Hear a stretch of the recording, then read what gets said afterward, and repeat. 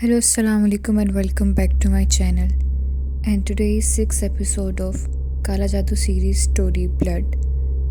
और आज कहानी का सेकंड पार्ट है, तो बिना किसी देरी के कहानी को स्टार्ट करते हैं। तो भाई ने कहा कि छोड़ो, ये लोग ऐसे ही हैं, इनके मुंह मत लगना, सब अच्छे से हो गया। हम सब लोग इस रिश्ते से बहुत खुश थे, लेकिन ये खुशियाँ ज़्यादा देर टिक नहीं सकी। शादी के एक हफ्ते बाद ही हमारा बुरा वक्त शुरू हो गया। मेरी भाभी बहुत बीमार रहने लगी। उनको क्या हो रहा था समझ से बाहर था। रिपोर्ट्स में बिल्कुल सब कुछ ठीक आ रहा था, लेकिन वो अजीब सा बिहेव करने लगी। कभी बैठे बैठे रोने लगती, कभी हंसने लगती, कभी खुद से बातें करती रहती थी, कभी ख्वाब में डर के उठ के बैठ जाती। ऐसे लगता था कि वो किसी के काबू में है या उनके अंदर कोई और है। लेकिन कभी वो बिल्कुल ठीक हो जाती और पीछे जो भी हुआ होता वो सब भूल जाती। उनको कुछ भी याद नहीं होता था। भाई और हम सब बहुत परेशान थे। सबा और उसकी माँ ये सब देखकर बहुत खुश हो रहे थे। मेरी ताई ने अम्मी को कहा, देखा आज अगर मेरी सबा से शादी की होती तो ये सब ना देखने को मिलता। भाई भी भाभी की वजह से बहुत परेशान रहने लगे कि पता नहीं उनको क्या हो गया है। वो ऑफिस से कभी छुट्टी कर लेते तो कभी जल्दी घर आ जाते। एक दिन भाई भाभी से बात कर रहे थे कि वो बोलती बोलती एकदम खामोश हो गई और भाई को देखकर डरने लगी और रोने लगी और चीखने लगी कि मुझे मत मारो, मत मारो। भाई ने उन्हें कहा कि होश में आओ, क्या कर रही हो। तो उन्होंने भाई को थप्पड़ मार दिया और वहाँ से भाग गई। कुछ देर बाद वो बाहर जाकर बेहोश होकर गिर गई। भाई ने तब भी किसी को कुछ नहीं बताया, लेकिन वो घबरा गए थे। एक दिन मैंने देखा कि भाभी ऊंची ऊंची हंस रही हैं। उनके कमरे का दरवाज़ा भी खुला था और वो किसी से बातें कर रही थी। जैसे मैं दरवाजे के पास गई तो मैंने देखा कि वहाँ कोई भी नहीं था, लेकिन भाभी किसी से बातें कर रही थी और हवा में देख रही थी। एकदम हंसते हंसते रोने लगी कि तुम कौन हो, क्या चाहते हो, मुझे मत मारो और मैं तुम्हारे काम नहीं कर सकती, मैं अपने शोहर को नहीं मार सकती। मैं देखकर डर गई और अम्मी को बता दिया। अम्मी ने कहा कि तुम किसी से इस बारे में जिक्र मत करना, मैं मौका देखकर तुम्हारे भाई से बात करूँगी, किसी अच्छे डॉक्टर को दिखाए। जवेरिया बेचारी को पता नहीं क्या हो गया है कि इतने में भाई उदास शक्ल बनाकर घर आ जाते हैं और अम्मी के पूछने पर बताते हैं कि अम्मी मुझे जॉब से निकाल दिया है, मैं टाइम नहीं दे पा रहा था और जवेरिया की हालत से मुझे बहुत परेशानी हो रही है। वो बहुत परेशान थे। तो अम्मी ने कहा, बेटा कुछ नहीं होता, सब ठीक हो जाएगा, तुम हिम्मत मत हारो। तो वो कमरे में रेस्ट करने के लिए चले गए, जहाँ जवेरिया भाभी पहले से ही सो रही थी। तो भाई ने उनको तंग नहीं किया और सोने दिया और वो खुद भी सो गए। अभी उनकी आंख लगी ही थी कि वो डर गए, क्योंकि जवेरिया उस टाइम वो जवेरिया नहीं थी। वो भाई का गला दबा रही थी और मर्दाना आवाज़ में बोल रही थी कि मार दूंगा, बच नहीं पाएगा तू। तो भाई बहुत मुश्किल से खुद को छुड़वाकर रात के 2 बजे अम्मी के कमरे में गए और खौफ के मारे रोने लगे कि जवेरिया ने ये सब किया है मेरे साथ। तो जब मेरी अम्मी उठी तो उन्होंने देखा तो कमरे में कुछ भी ऐसा नहीं था, बल्कि भाभी तो उस वक्त सो रही थी।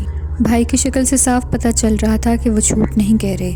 उसके बाद वो सारी रात वहीं सोए, अपने कमरे में नहीं गए और अगले दिन भाभी के बात करने पर भी उनसे बात नहीं कर रहे थे, दूर भाग रहे थे उनसे। ये सब देखकर ताई और उनकी बेटी को बहुत सुकून मिल रहा था। वो जो चाहती थी वो हो रहा था कि अगले दिन भाई अपने कमरे के बाहर से गुजर रहे थे तो उनके पाँव में उनको बहुत दर्द महसूस हुआ। तो वो वहीं बैठ गए और उनके पाँव पर कहीं से खून के कतरे गिरते हुए भाई को महसूस हुए। उन्हें समझ नहीं आ रहा था कि ये कहाँ से आए हैं। उसके बाद एक रात भाई सो रहे थे तो उनको अपने मुंह पर कुछ गीला महसूस हुआ। तो उन्होंने मुंह पर हाथ फेरा और उठकर जब लाइट जलाई तो उनके मुंह पर खून के छींटे थे और भाई बहुत डर गए। जब वो उठे और मुड़ कर दीवार पर देखा तो वो दीवार पर भी छींटे पड़े हुए थे। वो वहाँ से भागकर वॉशरूम मुंह धोने के लिए जब गए, जैसे ही उन्होंने टैप ऑन किया तो पानी की जगह वहाँ से भी ब्लड आ रहा था।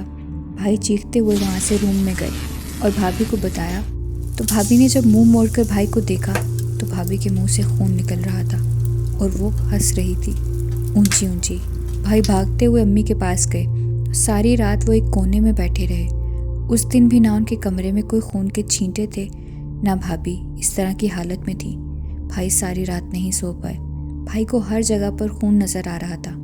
अम्मी से कह रहे थे, वो देखें दीवार पर खून के छींटे, ये देखिए ज़मीन पर भी आपको क्यों नहीं नज़र आ रहा, मैं पागल हो जाऊँगा। वो भाई की ये हालत देखकर हम सब परेशान हो गए थे। सुबह होते ही मेरे अब्बू के दोस्त थे सादिक अंकल, वो रूहानी इलाज किया करते थे। अब्बू ने उनको सब कुछ बताया और भाई को उनके पास ले गए तो उन्होंने दम वगैरह किया और भाई को तवीज़ बांधा और उनका हिसाब लगाकर बताया कि ये काम आपके किसी अपने ने किया है। मेरे अब्बू ने पूछा, ऐसा काम कौन कर सकता है? तो उन्होंने कहा कि आपके बेटे पर सख्त किस्म का काला जादू किया गया है और ये आपके भाई की बीवी ने किया है चलन में आके, और वो आपके बेटे को पागल करना चाहती हैं और बहू को भी नुकसान पहुंचा रही हैं। वो चाह रहे हैं कि दोनों अलग हो जाएं। वो रिश्ता तोड़ना चाहते हैं। वो आपकी खुशी में खुश नहीं और वो समी की अम्मी पर भी शुरू में कई बार ये जादू करवा चुकी हैं। समी के कमरे में उसके बेड के नीचे 2 तावीज़ हैं, उनको निकाल लें जल्द से जल्द, वरना देर हो जाएगी। और अपनी बीवी पर भी दम करके फूंके। ये तावीज़ उस बच्ची को भी पहनाएं और ये दम वाला पानी पिलाएं। अल्लाह के हुक्म से शिफा मिलेगी। वो बहुत बुरे जिन्नात हैं और बहुत बुरा वार किया गया है आप सब पर। ये सुनकर मेरे अम्मी अब्बू की आंखों में आंसू आ गए।